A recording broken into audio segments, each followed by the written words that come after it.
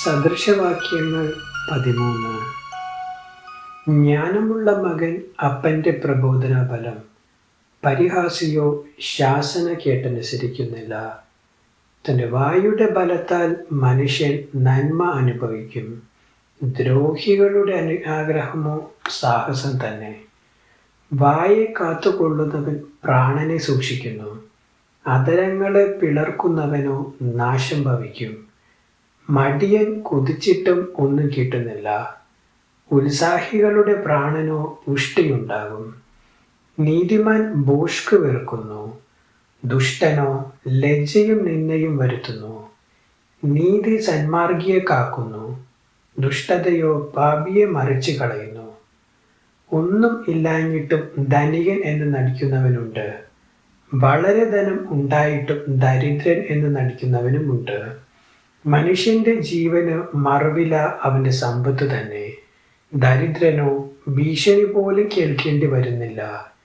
നീതിമാന്റെ വെളിച്ചം പ്രകാശിക്കുന്നു, ദുഷ്ടന്മാരുടെ വിളക്കോ കെട്ടുപോകും. അഹങ്കാരം കൊണ്ട് വിവാദം മാത്രം ഉണ്ടാകുന്നു, ആലോചന കേൾക്കുന്നവരുടെ പക്കലോ ജ്ഞാനമുണ്ട്. അന്യായമായി സമ്പാദിച്ച ധനം കുറഞ്ഞു പോകും, അധ്വാനിച്ച് സമ്പാദിക്കുന്നവനോ വർദ്ധിച്ചു വരും.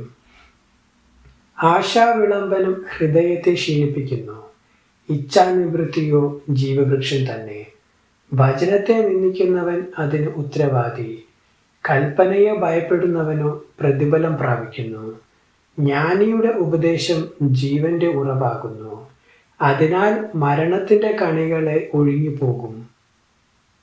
സൽബുദ്ധിയാൽ രഞ്ജനയുണ്ടാകുന്നു, ദ്രോഹിയുടെ വഴിയോ ദുർഘടം. സൂക്ഷ്മബുദ്ധിയുള്ള ഏവനും പരിജ്ഞാനത്തോടെ പ്രവർത്തിക്കുന്നു, ഭോഷനോ തൻ്റെ ഭോഷത്വം വിടർത്ത് കാണിക്കുന്നു.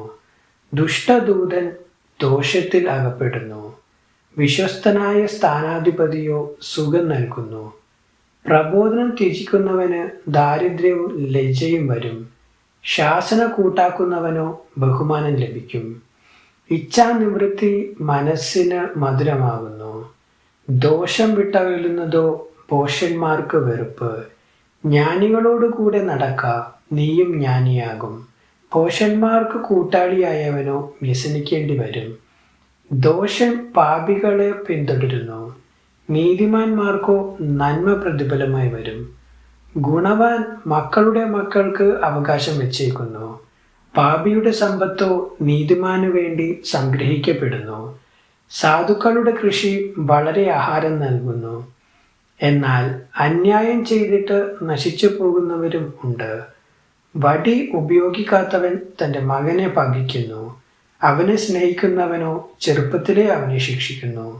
നീതിമാൻ വേണ്ടുവോളം ഭക്ഷിക്കുന്നു, ദുഷ്ടന്മാരുടെ വയറോ വിശന്നുകൊണ്ടിരിക്കും. ദൈവവചനം തുടർന്നും കേൾക്കുവാൻ ഈ വീഡിയോ ലൈക്ക് ചെയ്യുകയും ചാനൽ സബ്സ്ക്രൈബും ചെയ്യുക. ദൈവം നിങ്ങളെ അനുഗ്രഹിക്കുമാറാകട്ടെ.